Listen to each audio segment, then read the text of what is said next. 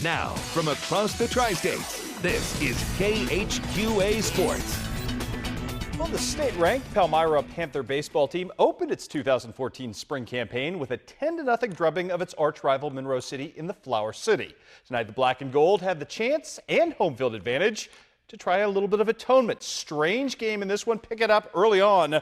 Top of the first, Brock Butler at the plate, trying to move Holden Hudson over, puts the ball in play, and Mr. Hudson is just darn fast. Beats it down to third base. He's now in scoring position. And then the ever-exciting wild pitch run. Sometimes you just have to scare up a highlight or you can get them. 1-0 Palmyra Panthers at that point. Aaron Stone, flat dealing tonight. 13 strikeouts and making Monroe City's offense look a bit anemic early on in this ball game. Top of the second, Josh Holtz going to work. Nice piece of hitting for him. He did round around, eventually into scoring position. And again, it is the ever-exciting wild pitch run tonight. My luck wasn't really good early on in this game, but about to get better highlight-wise. So too for this guy, Caleb Kaiser, going yard, the home run yet again. A solo shot makes it 3-0 in favor of the Panthers, I should say. That behind Mr. Stone's birthday performance today with 13 strikeouts. Gets the thing done. Palmyra makes it 2 straight over Monroe City. 9-1 is your final there. Fun game tonight between North Shelby and Highland tonight. Down 3-0. Jacob Rich, though, pitches his team right back into this thing. Had 9 strikeouts, went 8 full innings tonight. We're kind of tipping our hand early, but it's certainly worth telling you that.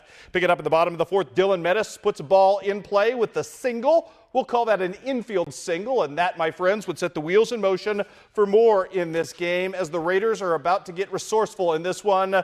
Bad throw allows the runners to move all the way up, in this case, Mr. Mettis, all the way up to third base.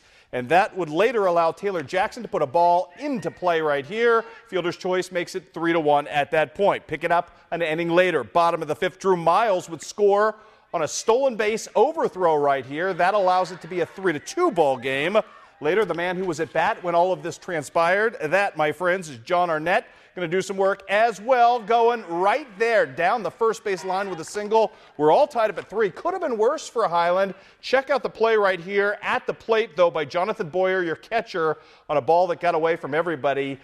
Tell you what, Highland throwing it around just a bit here. This would have been the go-ahead run at 4-3, but check out Boyer guarding the plate and doing it effectively against one of the fastest guys in the tri-states. Gets the out, forces more innings. In fact, we go to the top of the 8th in this one, and Highland's offense finally comes to work. First of all, though, top of the 6th, more from Jonathan Boyer. Great throw to kill another threat in the bottom of the 6th inning. Here we are, top of the 8th. This is Dalton Sparks setting things up with a single through third. Jack Nyson going to drive him home with what would turn out to be the game winner. As you will see right here, that's all it really took.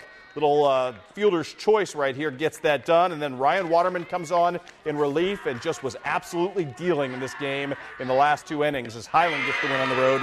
4-3 your final. Elsewhere today in Missouri baseball, a couple of scores to pass along. Paris no match for Marion County today. Hannibal falls to Boonville 7-4. South Shelby loses to Clark County 11-9. And Scotland County gets another great pitching performance from Alex Thrasher, who has yet to give up an earned run this season. Another 17 strikeout performance as Scotland wins 3-0. QD Rushville, real tight, exciting game. Joey Pollock in the first inning drives one to left. Zach Bailey's going to score in this one, make it 1-0 Raiders. Then Jordan Chappell going to do his thing as well, driving in Mr. Pollock with a sacrifice fly that would extend the lead out to 2-0 at that point, and the Raiders were comfortably ahead, but not for very long. Rushville Industry going to get into this thing as well, as it would be Christian Downs with a double right here to double in and have the score at that point. You see Mr. Downs making it a 2-1 game. The Raiders would hang on today for victory, though. 3-1 is your final at home. That's a quality win over a good Rushville Industry squad. Other scores on the day, another huge day for Griggsville Perry's Isaac Whitaker in a victory over Brown County. Triopia beats up on West Central again, 5-4 your final there. North Fulton, too much for Bushnell. Unity, no match for Tanner Stout and Payson Seymour today. Macomb has scored 32 runs in 2 games over Monrose. That's what you call having somebody's number. And congratulations to Quincy High's outstanding shortstop, Alex Million. We don't get many of these. Verbal pledge tonight to Northwest Missouri State. He's a darn good one defensively, well-deserved. Soccer tonight, Quincy High School taking on Alleman. Madison Bruce on the corner kick right here, trying to get her team up 3-0 in this one. The rebound, though, not going to work out right here as she takes a mighty flourish at it. But the Blue Devils would be requited just a bit later. It's the other Madison Cowman, about to do her thing. put her team up 3-0 in this ballgame. Beautiful volley shot goes home.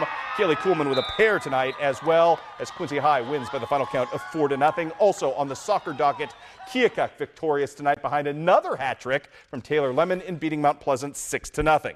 Golf today, Hannibal beats Highland in a dual match. Jack Richards of Hannibal was your medalist today, firing a 35. And some news and notes from the track today at the Lewiston Relays, all about Illini West. Jacob Scholl wins the 100 and the 200 meter. The 200 meter, he set a new meet record in that one. Blaze Murphin, 153-1 today in the disc. He takes first place there. And the girls relay teams from IDub today won the 4x100, 4x200 meter, and 4x400 meter. We call that a sweep.